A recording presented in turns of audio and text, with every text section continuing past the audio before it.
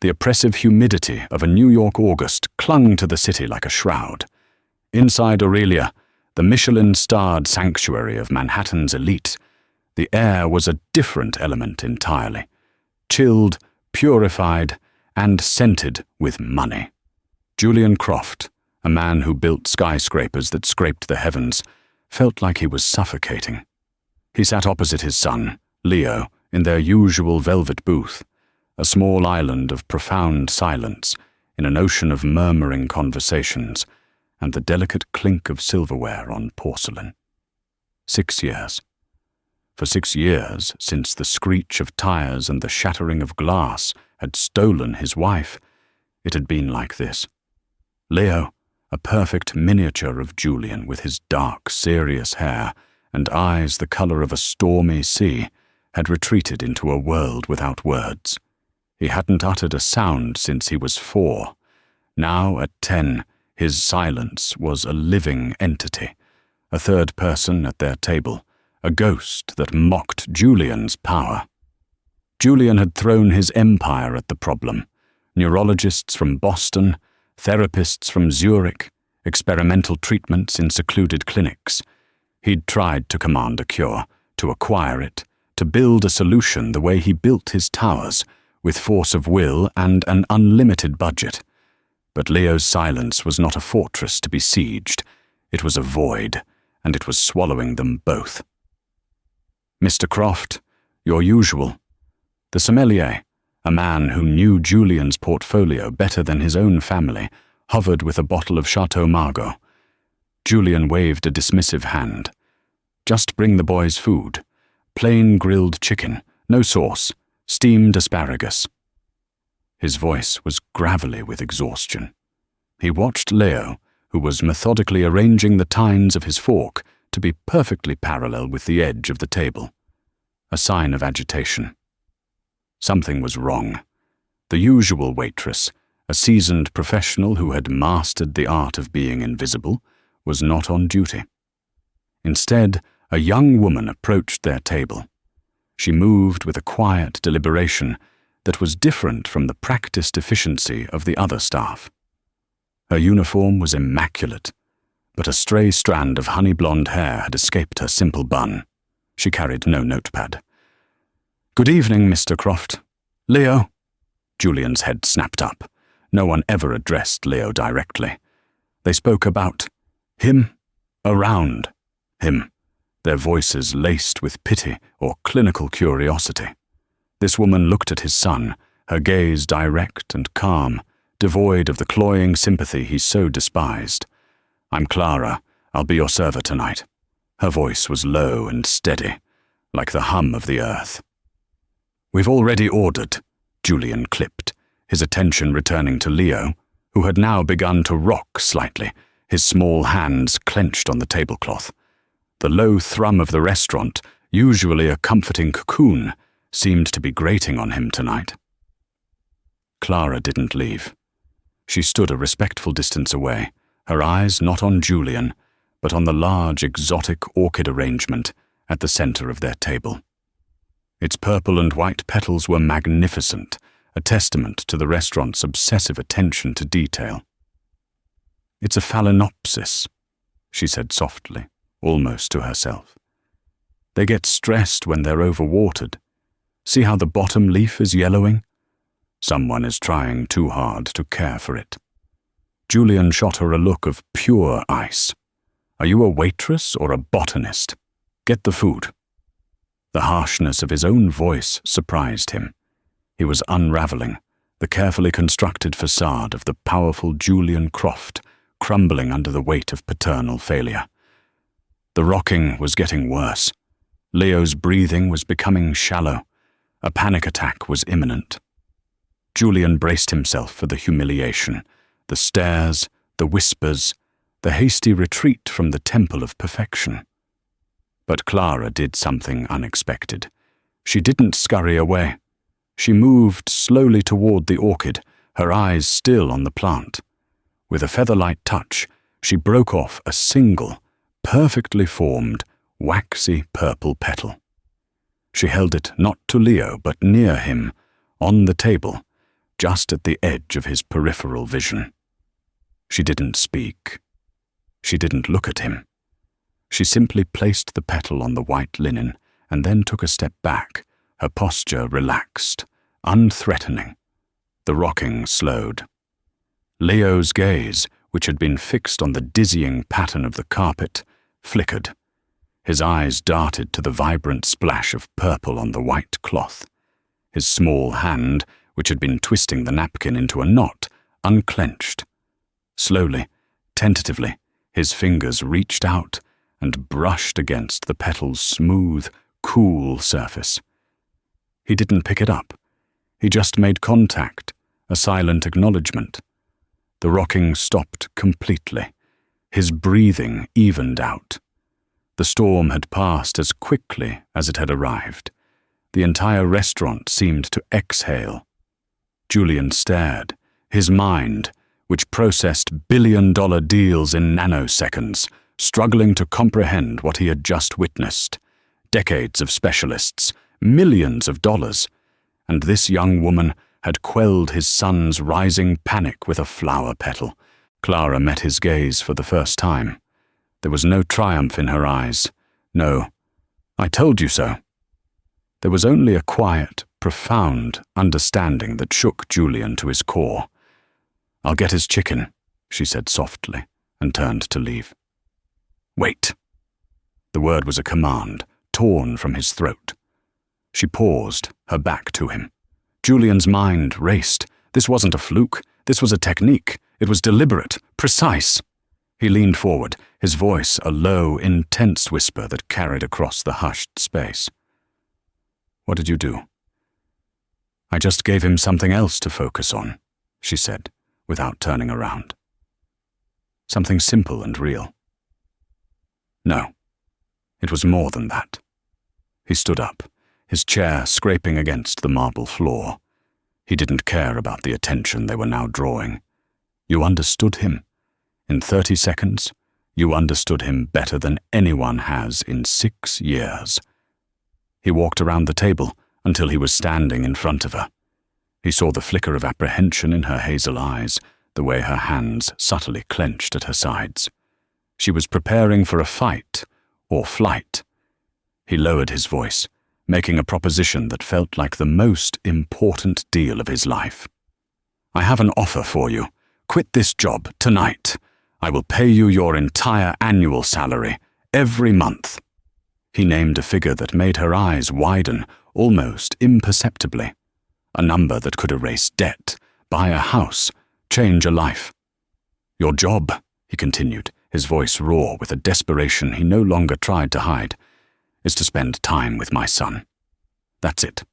Just be with him." He swallowed, the next words feeling like a prayer and a plea. "Make my son speak. Get him to say one word, just one single word, and my entire salary for the year is yours." The air crackled. The offer hung between them, obscene in its magnitude, beautiful in its simplicity. He expected tears, disbelief, immediate acceptance. Clara finally turned to face him fully. Her expression was not one of gratitude. It was one of profound sadness.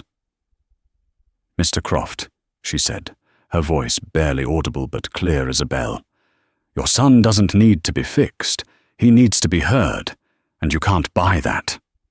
She looked past him, at the small boy who was now gently stroking the orchid petal, his world reduced to that single point of contact. "I'm not for sale," she said, "and neither is your son's voice." Before Julian could process the rejection, the sheer audacity of it, she walked away, disappearing into the bustling warmth of the kitchen, leaving him standing alone in the cold, silent opulence of his life, with an offer rejected and a flicker of hope he was terrified to acknowledge. For the first time in 6 years, Julian Croft had no idea what to do next. 2 days later, Julian found himself in a place he hadn't willingly visited in a decade, a public library. His private investigator, a man who could unearth corporate spies and hidden assets, had hit a wall. Clara Bell was a ghost. She had a current address in a rundown part of Queens, a social security number, and a work history that consisted of a series of transient, low-wage jobs. Before 2 years ago, she didn't seem to exist. No school records, no digital footprint, no family. It was a clean slate, too clean. He'd found her name on the employee schedule he'd acquired from Aurelia's manager. He knew she worked the dinner shift. He also knew, from a discreet observation post in his town car, that she didn't go home after work. She went here. The Queen's Public Library, a tired brick building that smelled of aging paper and floor wax. He found her in the botany section. She was sitting on the floor, surrounded by books on therapeutic horticulture and soil reclamation. Her hair was in a loose braid, and she wore faded jeans and a simple grey t-shirt. She looked younger, softer, without the starched uniform of the restaurant. A well-worn sketchbook lay open in her lap. In it were breathtakingly detailed pencil drawings of plants, dissected and labelled with a precise, scientific hand. This was no casual hobby. Overwatering is a sign of anxiety, Julian said, his voice making her jump. In the caregiver, that is. Clara slammed the sketchbook shut, her body instantly tense. She scrambled to her feet, hugging the book to her chest like a shield. "What are you doing here? Are you following me?" "I'm extending my offer," he said, ignoring her question. He kept his voice level, tried to soften the hard edges of his usual negotiating tactics. "I was indelicate at the restaurant. My desperation makes me a brute." It was the closest he could come to an apology. "I already gave you my answer." Her eyes were wary, scanning him as if looking for a hidden angle. "You said I couldn't buy his voice. You're right. But I can buy your time, your expertise." He gestured to the books around them. "This is more than a passing interest. You have knowledge. You did something for my son. I'm not asking you to be a miracle worker. I'm asking you to teach me." The last 2 words hung in the air, foreign and heavy on his tongue. Teach me. He was the one who taught, who commanded, who led. Her expression softened for a fraction of a second. Teach you what? How to be patient, how to listen to silence. There isn't a book for that, Mr. Croft. Then show me. Let me hire you as a consultant. He was framing it in terms he understood. A transaction. Name your terms, any terms. She studied his face for a long time, her gaze so intense it felt like she was reading the fine print of his soul. Why me? You have access to the best minds in the world. Because they all came with theories and methodologies, he said, the truth of it raw and painful. They came with clipboards and observation rooms. They looked at Leo and saw a puzzle. You looked at him and saw a boy who needed a flower petal. He took a step closer. They all tried to force the door open. You showed him how to find the key. A shadow passed over her face, a deep, ancient pain. Sometimes, even with the key, the door is too heavy to open, she whispered. Sometimes you can do everything right, and the door stays shut, or it opens into a room that's empty. He knew she wasn't just talking about Leo. She was talking about her own past, the one she had so carefully erased. I'll take that risk, he said. She was quiet for another minute, her decision a silent war waged behind her eyes. Finally, she let out a slow breath. All right, on my terms. And they are not negotiable. Done. First, she said, her voice gaining a new strength. You don't investigate me. My past is my own. What I do or do not share is my decision. Your PI can stand down. Julian flinched. She was smart. Of course she was. Agreed. Second, this isn't a job. It's an arrangement. There are no performance reviews, No expected outcomes. We stop when I say, we stop, or when it's clear this isn't helping Leo. No arguments. This went against every fibre of his being. He thrived on metrics, on results. But he saw the steel in her gaze and knew this was the only way. Agreed. And third, she said, her chin lifting slightly, we don't do this in your world, not in your sterile penthouse or some fancy therapy suite. We do it in mine. She paused. Tomorrow, 3 p.m. There's a community greenhouse on the corner of Ash and Miller. It's abandoned. Meet me there. And bring Leo. Wear clothes you can get dirty. Before he could respond, she slid past him and walked down the aisle, her worn sneakers silent on the linoleum. She didn't look back. Julian stood among the books, the scent of old paper filling his lungs. He had just handed over control of the most important aspect of his life to a complete stranger, a woman who drew flowers and hid from her own history.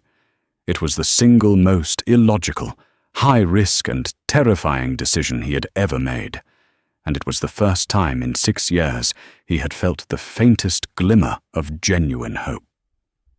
The greenhouse was a skeleton of rust and broken glass, a forgotten relic tucked behind a row of crumbling brick tenements. Weeds choked the entrance, and the air hung thick and damp. To Julian, it looked like a place of decay. This was her world, a place of failure and neglect. His instinct was to bulldoze it and build something new, something gleaming and efficient. Leo, however, seemed unafraid.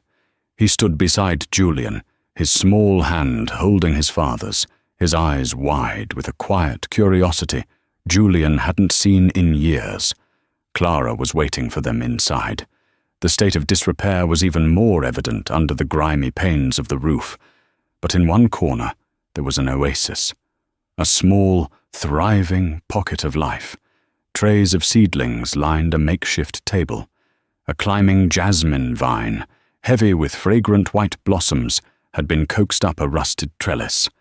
Bags of soil were neatly stacked, and a collection of mismatched, well-cared-for tools hung from the wall. This was her sanctuary. She was kneeling on the dirt floor, tending to a small, sickly-looking tomato plant in a clay pot. She didn't stand when they approached. "Hello, Leo," she said, her voice soft. She looked at Julian. "This is where we'll work."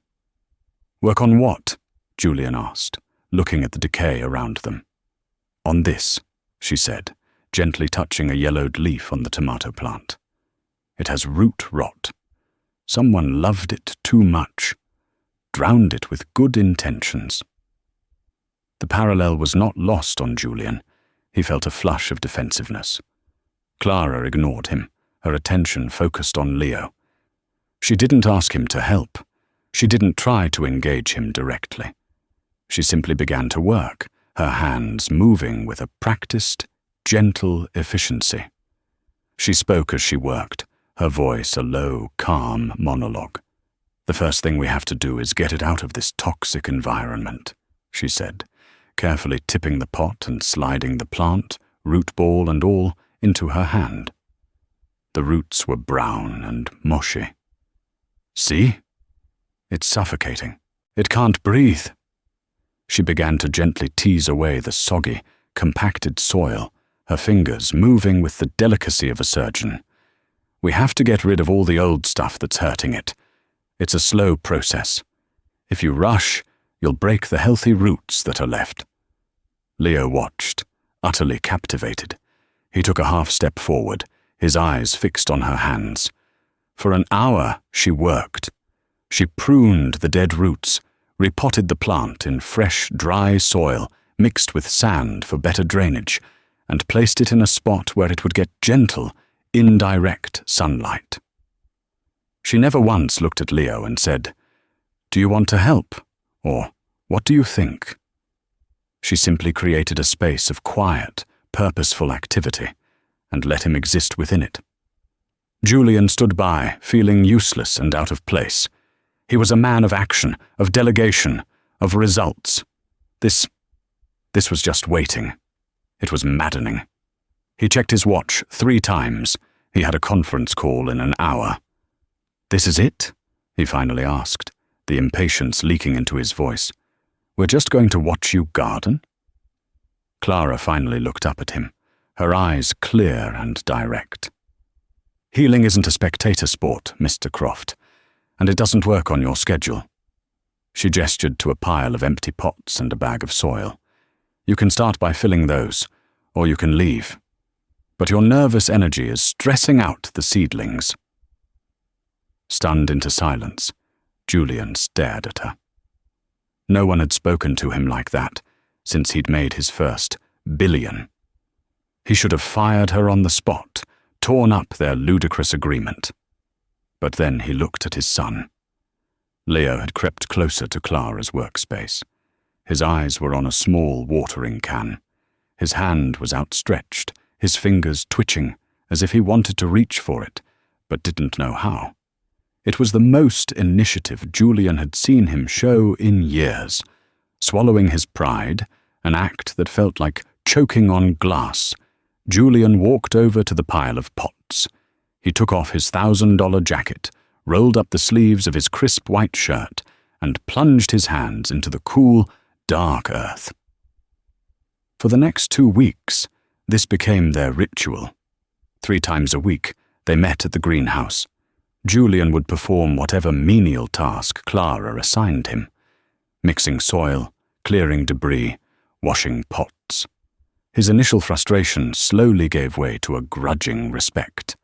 There was a rhythm to the work, a meditative quality that quieted the frantic buzzing in his own mind. Clara never pushed Leo. She created invitations. She would leave a trowel near him. She would hum a simple tune while watering the plants.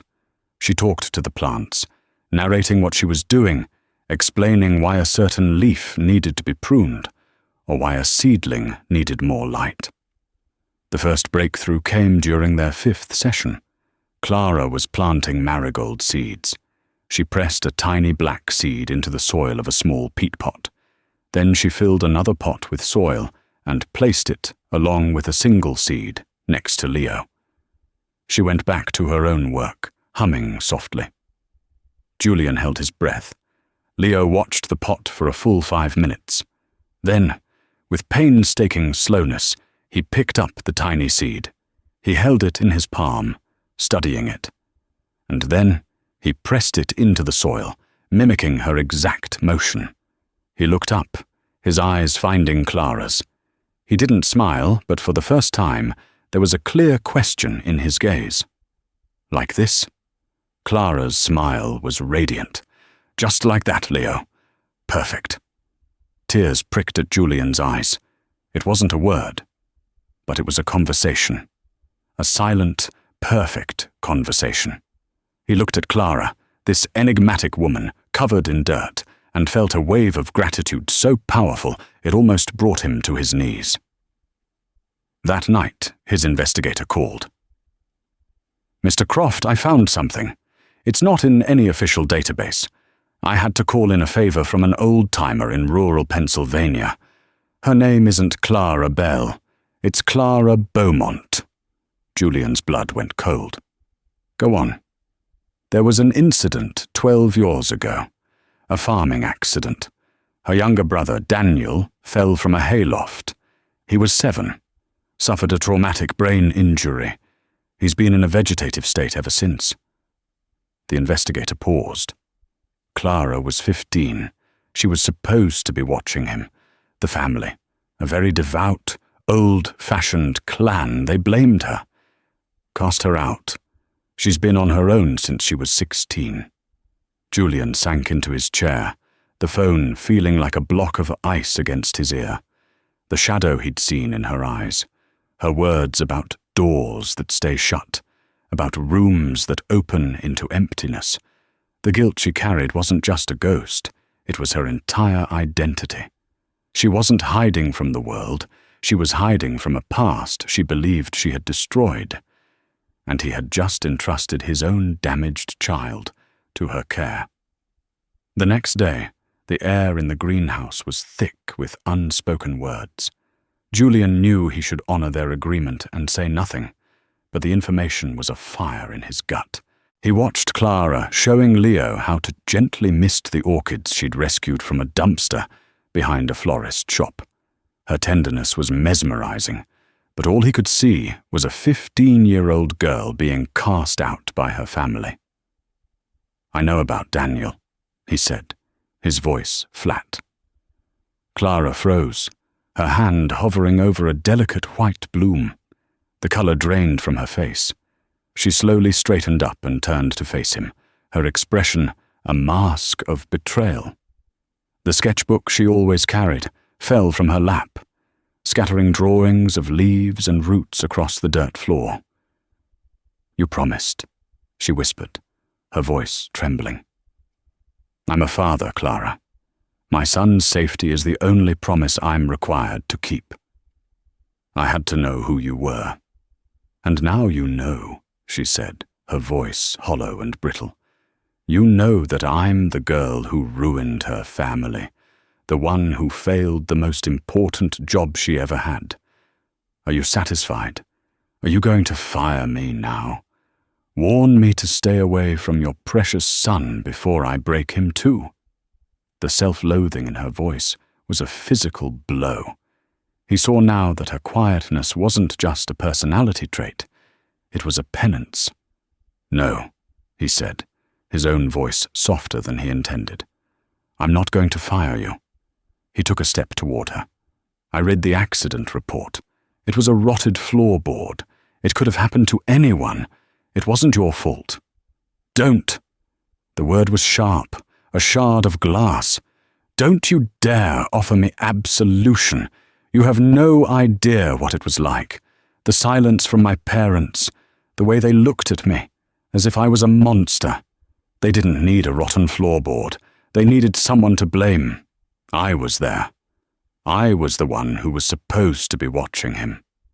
She hugged her arms around herself, a futile attempt to hold her fracturing composure together. "I ran. I changed my name. I tried to become someone else, someone small and invisible who couldn't hurt anyone ever again." "But you didn't," Julian said, his voice firm. "You took this place." He gestured around the thriving corner of the greenhouse. "This forgotten, broken thing, and you nurtured it back to life. You take on the plants that other people throw away. You haven't been hiding, Clara. You've been practicing." Her tear-filled eyes met his. "Practicing for what?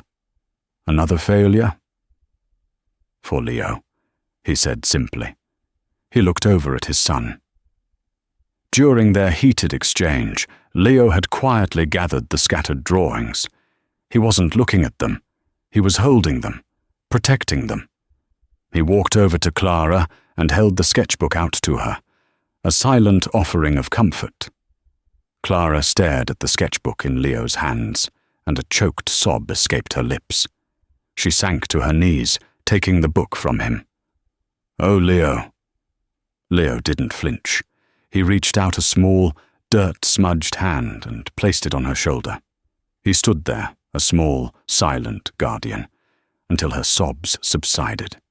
In that moment, the last of Julian's arrogance and control shattered. He wasn't the rescuer here. He was a witness to a healing so profound it defied logic. This wasn't about a waitress and a billionaire. It was about two broken souls who spoke the same silent language, and the small boy who was learning to translate for them. He knelt beside them in the dirt, the knees of his expensive trousers grinding into the earth. He didn't say anything. He just stayed, becoming part of their silent circle. Weeks turned into a month, then 2. The greenhouse became their world.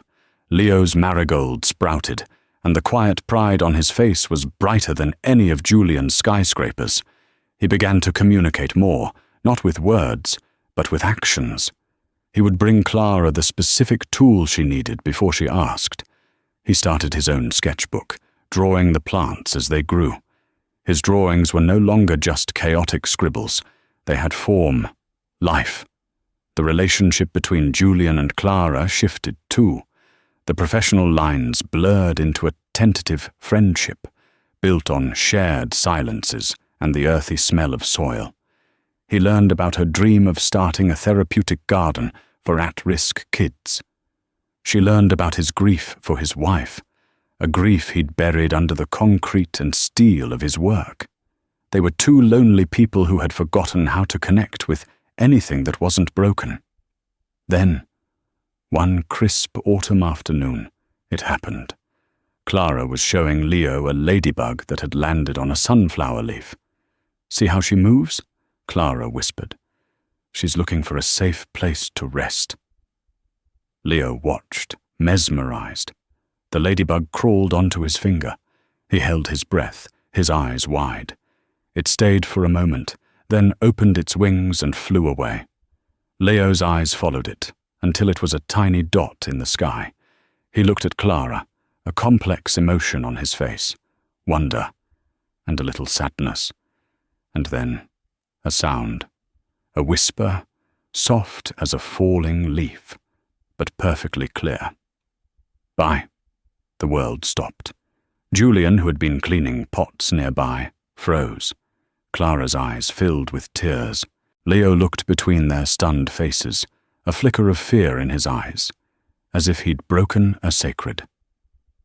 The silence that followed the word was a living thing, more profound than the 6 years of quiet that had preceded it. It was not an absence of sound, but a presence, a sacred space carved out of the dusty air. Julian remained frozen, his hand still gripping the handle of a clay pot, every synapse in his brain firing at once. He had fantasized about this moment, played it out in 1,000 different ways in the lonely hours of the night. In his daydreams, the first word was always Dad. It was a desperate, primal cry for connection, a validation of his suffering. But this was not that. This was bye, a release, a gentle acknowledgement of a transient beauty offered freely to the universe. It was a word spoken not out of need, but out of observation and peace. It was Leo's own, and in that stunning realization, Julian felt a dam of ego and expectation he didn't even know he'd built crumble to dust within him. Clara moved first. Her grace in that moment was something Julian would remember for the rest of his life. There was no gasp, no triumphant cry, no sudden movement that might startle the fragile magic of the moment. She simply offered Leo a small, genuine smile, her eyes shining with unshed tears. "Yes," she affirmed, her voice as soft as the motes of dust dancing in the sunbeams. "Goodbye, little friend."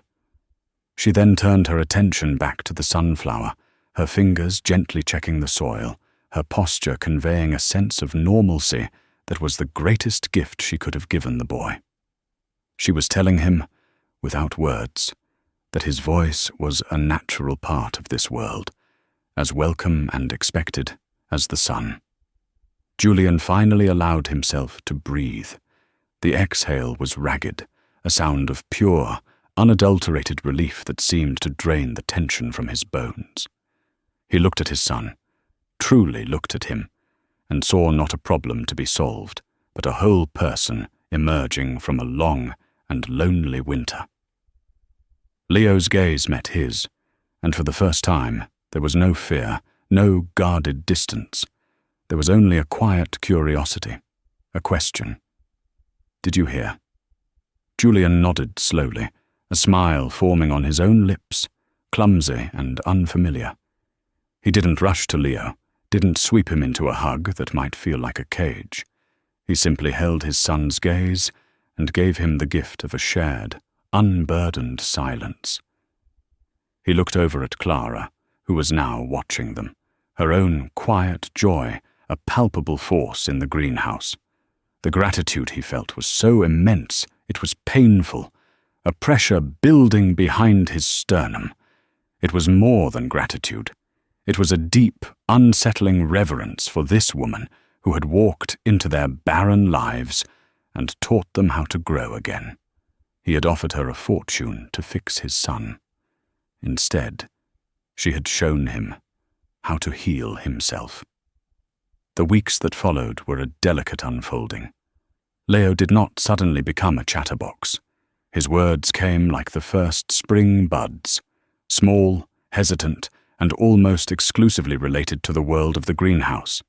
Soil, water, leaf. They were nouns, tangible and real. He would point to the jasmine vine and whisper, "Climb." He touched the velvety leaf of a begonia and murmured, "Soft." Each word was a discovery, a label for a sensation he was finally ready to share. Julian learned a new language, the language of patience. His instincts, honed by decades of corporate warfare, screamed at him to capitalize on the momentum. He wanted to hire speech therapists, schedule sessions, create vocabulary charts, and measure progress with ruthless efficiency. He wanted to manage the miracle. "He's not a quarterly report, Julian," Clara told him one afternoon, her voice gentle but firm. They were thinning out carrot seedlings, a task that required a delicate touch Julian was struggling to master. He kept pulling up clumps of 3 or 4 at a time. "You can't force a root to grow faster by pulling on the stem. All you'll do is break it." He stopped, his big hands clumsy among the fragile green shoots. "I don't want to lose this," he confessed, the admission costing him more than he would have liked. "I'm terrified that if we don't push, he'll slip back." "He won't," she said, her confidence a balm. She showed him how to hold the base of the single seedling he wanted to keep, and then pluck the ones around it. He wasn't broken, so he can't slip back. He was just waiting for the right conditions to grow. Our job isn't to push him, it's to keep the soil healthy. He watched her hands, so sure and careful. He was beginning to understand that her wisdom wasn't just about plants.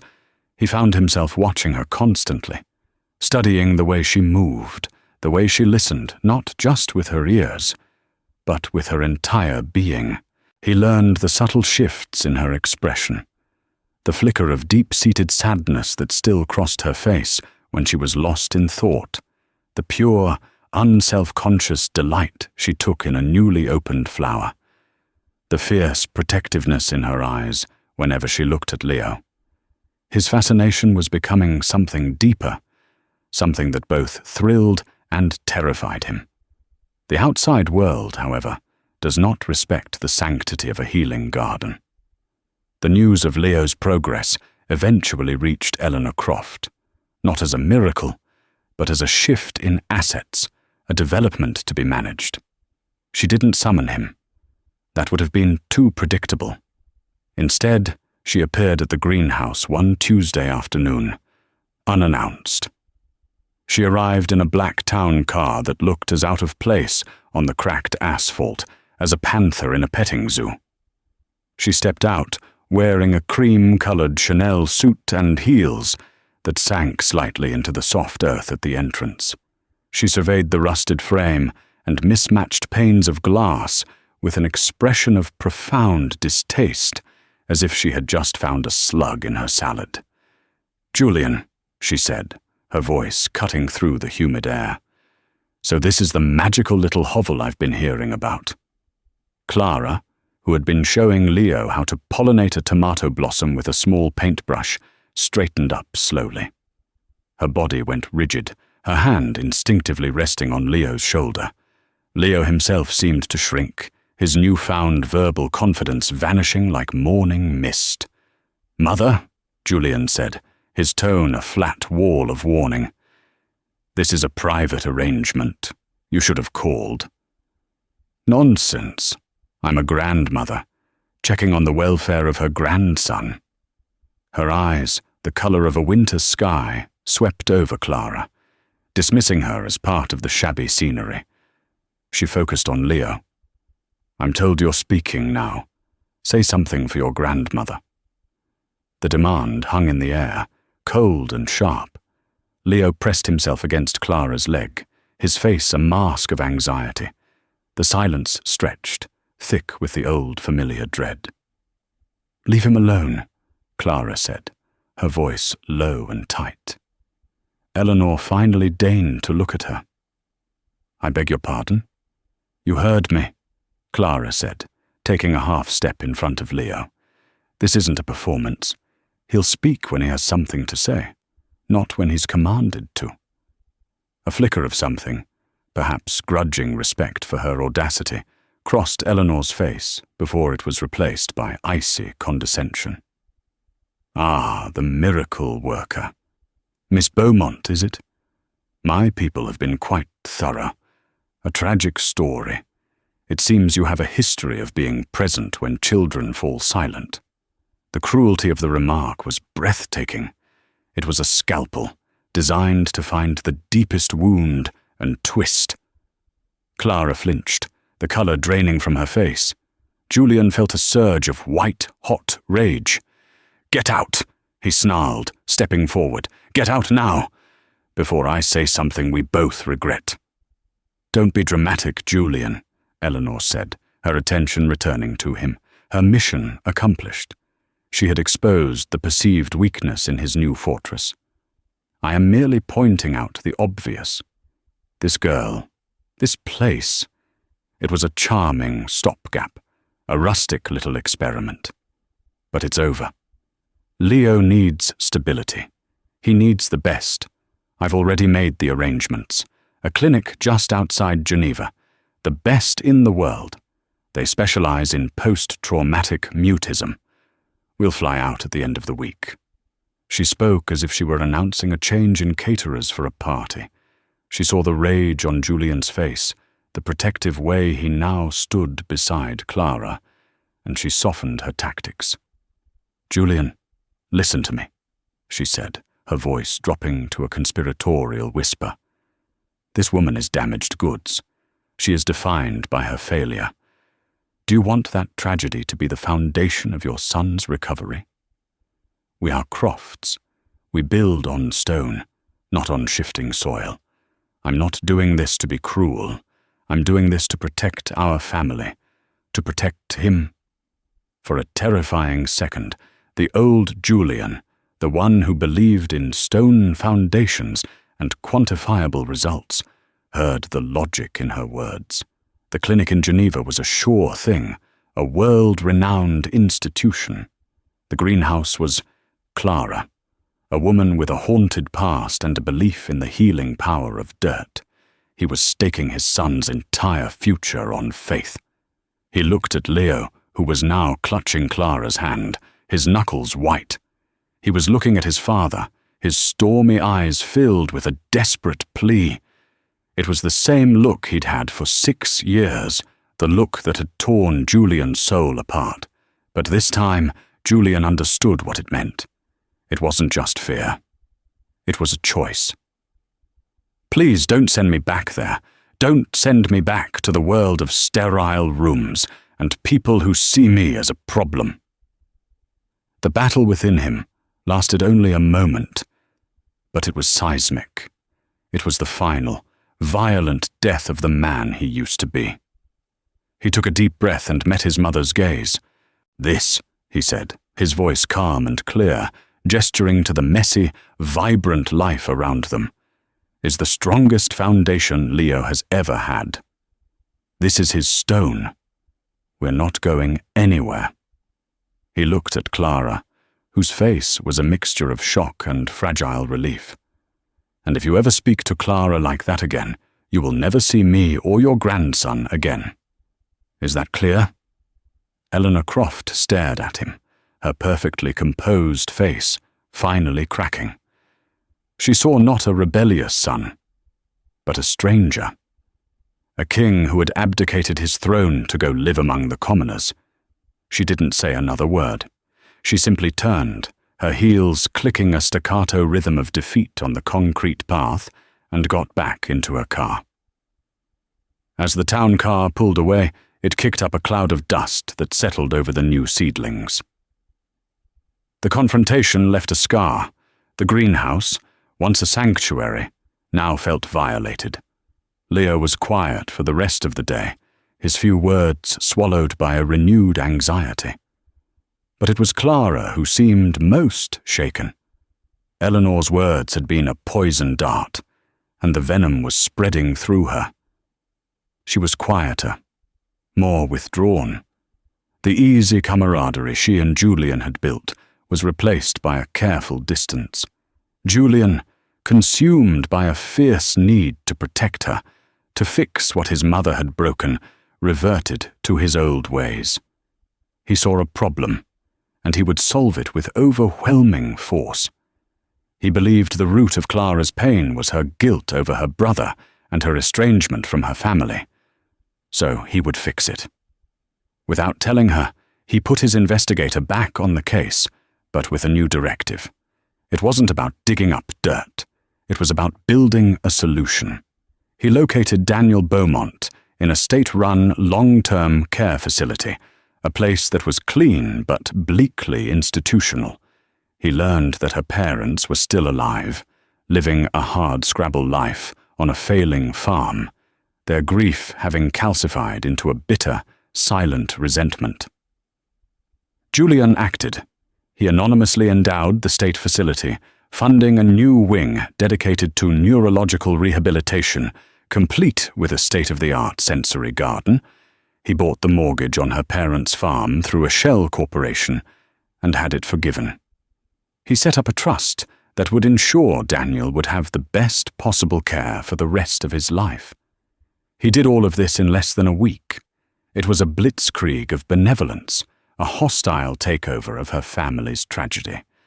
He planned to tell her, to present it to her as a gift, a fait accompli, proof that he could build on stone, that he could provide the security she'd never had. He thought it would free her. He found her late one evening in the greenhouse, long after Leo had gone home. She was sitting on the floor, sketchbook in her lap. But she wasn't drawing. She was just staring at the sickly tomato plant they had first repotted together. It was thriving now, heavy with green fruit. "I did something," he began, his voice full of the pride of a man about to unveil a masterpiece. He told her everything, about the new wing for Daniel, about the farm, about the trust fund. He laid it all out, his grand solution to her life's great pain. When he finished, he expected tears of gratitude. He expected her to fall into his arms, relieved of the burden she had carried for so long. Instead, he was met with a silence more chilling than any he had ever known from his son. She slowly closed her sketchbook and stood up, her movements stiff and deliberate. When she turned to face him in the dim light, her expression was one of such profound betrayal that it stopped his heart. "How could you?" she whispered, her voice trembling not with gratitude but with rage. "How dare you?" "I was trying to help," he stammered, completely blindsided. "I wanted to take away the burden, to fix it." "Fix it?" Her voice rose, cracking with a pain he had never heard before. "My life is not one of your failing acquisitions to be restructured, Julian. My brother is not a line item on a balance sheet. You promised.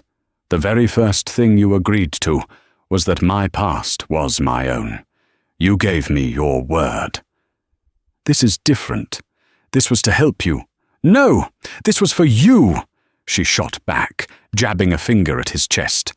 "This was to prove your mother wrong, to show that you could pave over my messy, tragic past with your money and turn it into a neat and tidy success story. You didn't free me. You just put me in a prettier cage."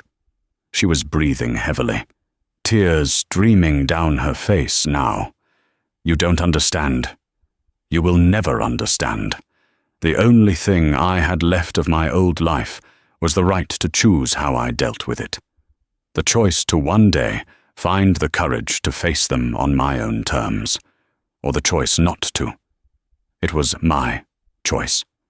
And you In your arrogance, you stole that from me. You went behind my back and you treated my family, my pain, like a problem to be solved with a checkbook." She looked past him, at the thriving, beautiful world she had built from nothing. "You learned nothing here. You still think love is about control. You think healing can be project managed." She walked past him, grabbing her bag from a hook on the wall. "Clara, wait," he pleaded, reaching for her arm. She pulled away, as if his touch had burned her. "I need space," she said, her voice flat and hollow.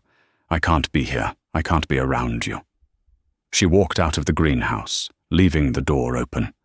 A cool night breeze swept in, rustling the leaves.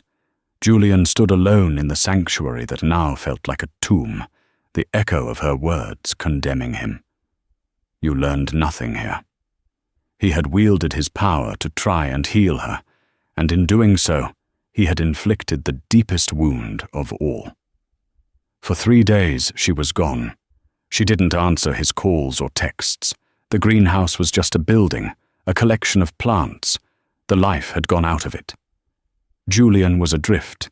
He had faced down his mother, embraced a new way of life, only to destroy the most important part of it with the very same flaws he thought he had overcome. Leo felt her absence like a change in atmospheric pressure. "Clara," he would ask, his small voice full of a heartbreaking question mark. He would wander over to the tomato plant, touch its leaves, and look at his father. Clara's plant. On the 3rd day, Julian finally understood. He couldn't fix this with an apology, a gift, or a grand gesture. He had to do the one thing that went against his every instinct. He had to do nothing. He had to wait. He had to respect her request for space. He had to surrender control. So he went to the greenhouse with Leo, and he worked. He watered the plants, he weeded the beds. He did the menial, patient tasks she had taught him, not as a way to win her back, but as an act of contrition. He was finally learning to listen to the silence. It was Leo who built the bridge. That evening, while Julian was cleaning tools, Leo sat at the workbench with a piece of paper and some crayons. He worked with intense concentration for nearly an hour. When he was finished, he brought the drawing to Julian. It was a picture of 3 figures: a tall man, a smaller boy, and a woman with honey blonde hair. They were standing in the greenhouse, holding hands. Above them, a smiling sun. Below them, a tangle of roots that connected all 3 of them together in the rich brown earth. "For Clara," Leo said, his voice clear and certain. He looked up at his father. "Dad, take me." It was the first time Leo had ever called him Dad. The word, so long desired, landed with the force of a physical blow, leaving him breathless. It was not a plea. It was a directive, a call to action, rooted not in power, but in love. He found her address, a small 3rd-floor walk-up in Queens. He stood outside her door for a long time, Leo's drawing clutched in his hand. He had no plan, no speech. For the first time in his life, Julian Croft was completely unprepared. He knocked. When she opened the door, she looked tired.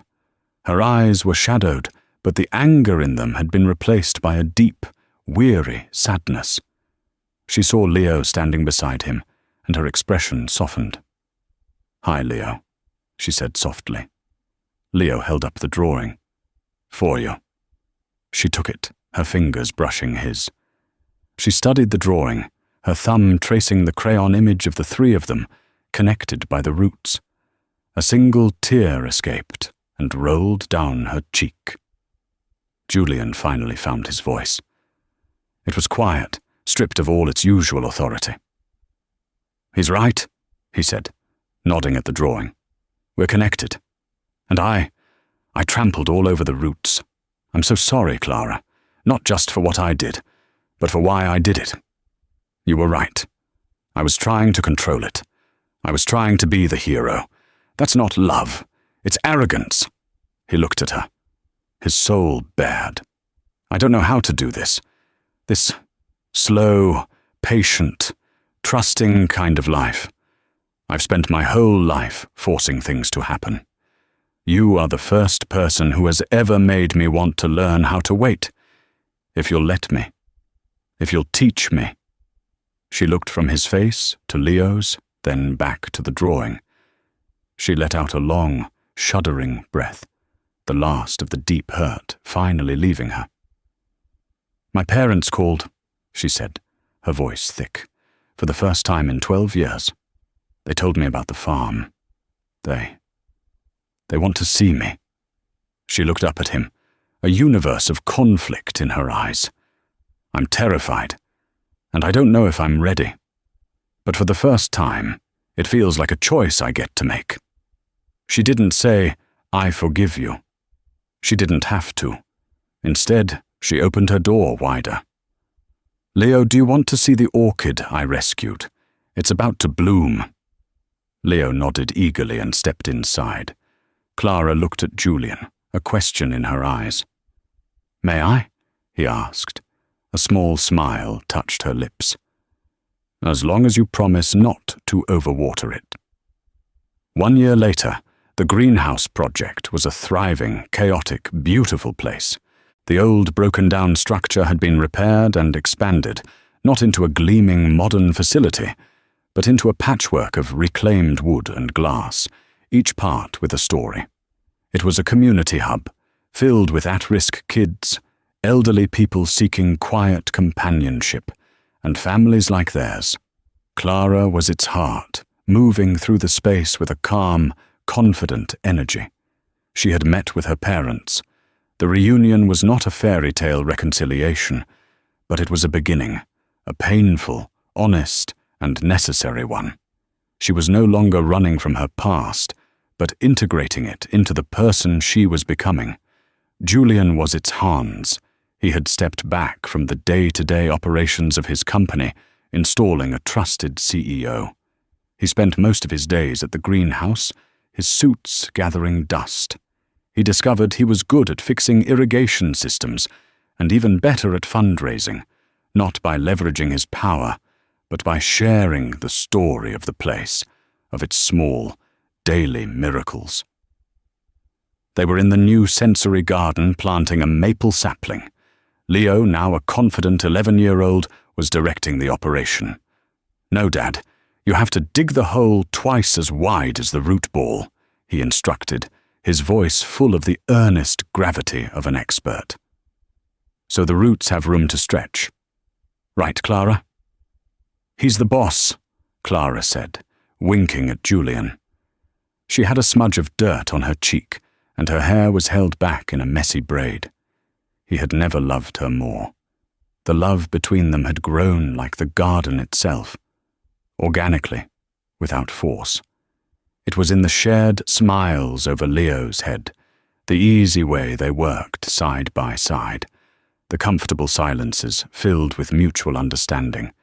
It was a quiet, sturdy thing, built on a foundation of forgiveness and shared purpose. He reached out and gently brushed the dirt from her cheek. His fingers lingered for a moment, a simple touch that conveyed everything words could not. She leaned into his touch, her eyes closing for a fraction of a second. It was an answer and a promise. Leo finished patting the soil around the base of the young tree and looked up at the two of them, then at the sapling. It needs sun, he said thoughtfully. He paused, then added, and water. He looked at Julian, then at Clara, and a slow smile spread across his face, as if he understood he was talking about more than just the tree. He was talking about them, about the delicate, necessary balance of it all. Julian placed his hand on his son's shoulder, his other hand finding Clara's, their dirt-caked fingers lacing together perfectly. He looked from the fragile tree to the boy who was his heart and the woman who was his home. He had spent his life building an empire of static, towering things that blocked out the sun. But here, in a small garden in Queens, surrounded by messy, unpredictable and beautiful life, he had finally learned that the most important things aren't built at all. "They're grown. You're right, son," Julian said, his voice full of a quiet, profound joy. "It needs both.